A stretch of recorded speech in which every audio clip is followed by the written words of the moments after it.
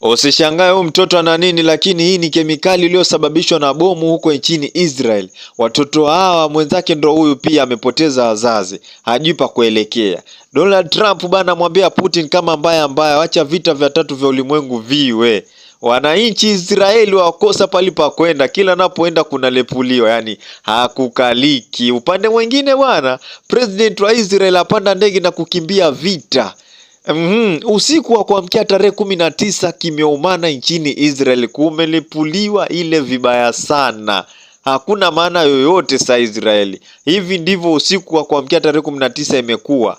Raia wa Israel omba msamaha Irani bwana, hakukaliki. Huku Irani ikifanya pati, Israel ikiwa balaa. Bwana, huku usiku wa kuamkia tarehe 19 kimeumana. Putin atoa warning kwa Nigeria.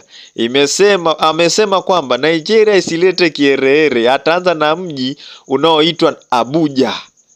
Putin apatia Nigeria warning, wasijichanganye. Na hivi ndio Israel inakaa kufikia sasa.